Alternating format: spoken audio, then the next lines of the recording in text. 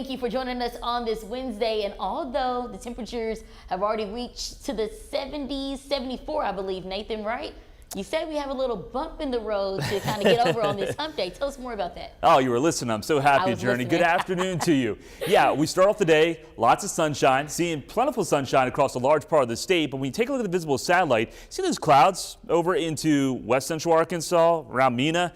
That's a thick deck of cloud cover that's going to build its way off to the east. And there's more clouds that will develop into North Arkansas. So temperatures will be well above average, but we will have some clouds start to make their way in ahead of a weak front. Here's future radar. The clouds really take over, especially north and west of the metro going into this afternoon. And we will have the potential, it's a small chance, but it is there, of maybe a passing shower or some scattered light rain this evening and also tonight. Now, here's what you can expect for today's highs, topping out into the low to mid 70s, upper 70s with plentiful sunshine in southeast Arkansas, and then low 70s into northwest Arkansas. And yes, there is a front that's going to make its way through, but this is a Pacific air mass, so temperatures will just be a smidge cooler than what we're expecting out there for today compared to what we're expecting on your Thursday. Enjoy this nice weather. It will come to an end. I'll let you know when that arrives coming up. All right, Nathan, thank you. Well, the Arkansas Attorney General's office is suing an automotive manufacturer and its subsidiary that equips vehicles with satellite services. Attorney General Tim Griffin has accused General Motors and OnStar for deceptive practices. In addition, the two companies are blamed for unlawfully selling data.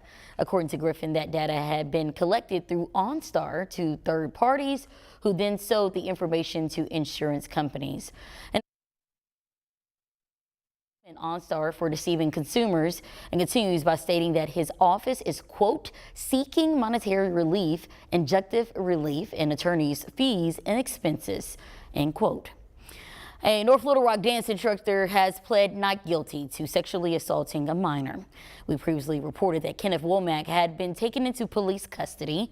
His arrest made following accusations of sexual misconduct with minors who attended the dance studio in which he directed. His arraignment was held yesterday, where he pled not guilty to a number of charges. Womack's next court appearance is set for late July. Turning now to a THV 11 crime alert, parts of Central Arkansas has seemingly been targeted in a string of storage units break-ins. At least 3 of the Square Space storage locations have been hit, including the one in Little Rock. Customers say they've yet to be notified about what's going on with their units. It's still been rummaged through, and the bad part is they're not telling anyone. They're not telling their occupants, hey, there's something going on. They're not saying anything. Squarespace Storage has not yet responded to our request for a comment. The Better Business Bureau, however, recommends reviewing insurance policies, this to help prepare with making future claims.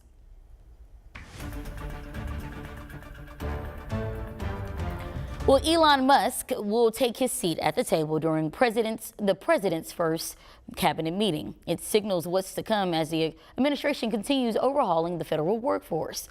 Natalie Brand reports. President Trump's first cabinet meeting of his second term will include his senior advisor Elon Musk to talk about the administration's Department of Government Efficiency. Elon is working with the cabinet secretaries and their staff every single day to identify waste and fraud and abuse. It comes as CBS News has confirmed the administration is preparing to direct federal agencies to submit reorganization plans by mid-March as part of more mass layoffs or reductions in force.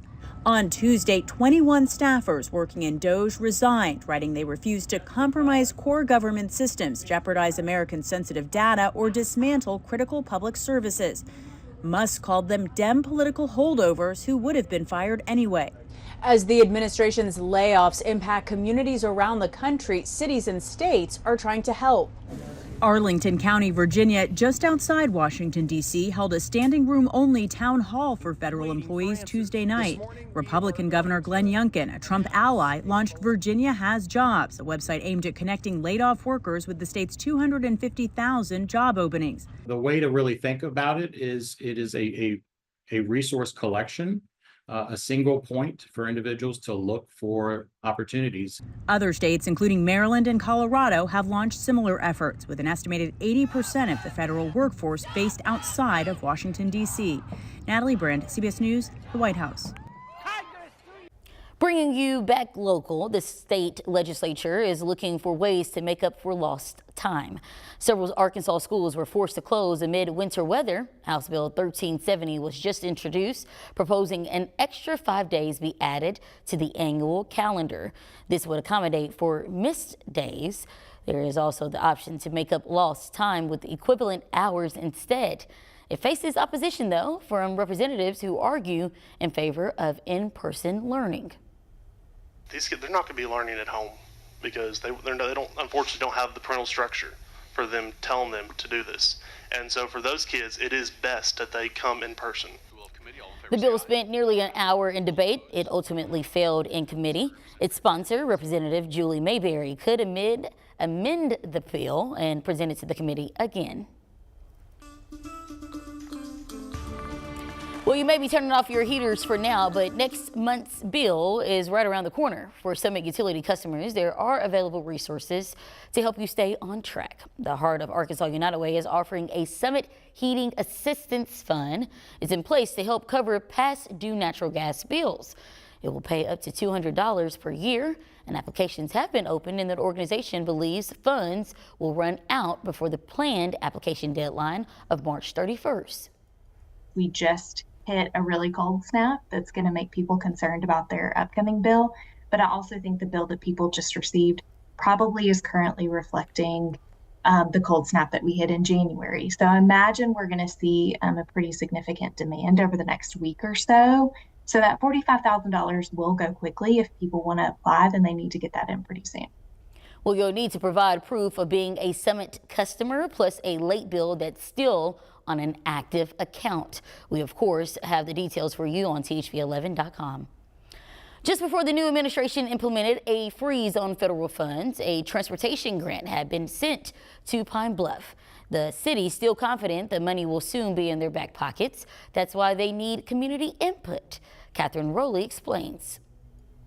If you look at the best infrastructure in America, it had always reinforced a sense of place.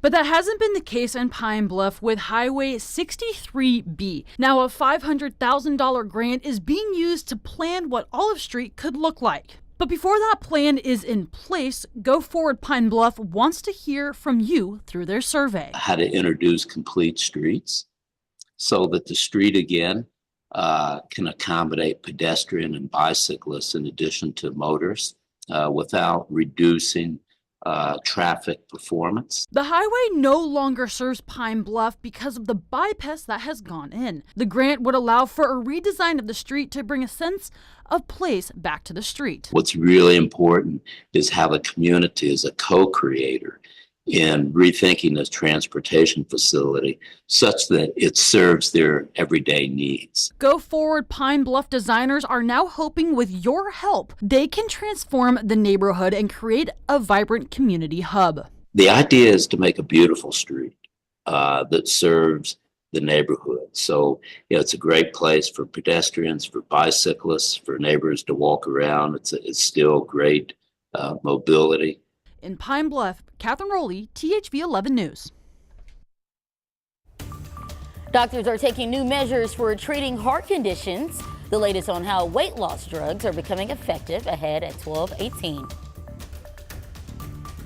I know it's only Wednesday, but I'm looking ahead to Friday and into the weekend because look at the weather terms I'm using. Delightful on Friday. How about perfection Saturday? Because it's going to be a big weekend here in Little Rock. We have the Little Rock Marathon, the Wide Mountain Daffodil Festival happening as well. It'll be cooler on Sunday, and then things really go downhill next week. We'll be watching out for potential strong, possibly severe thunderstorms. More on those chances coming up.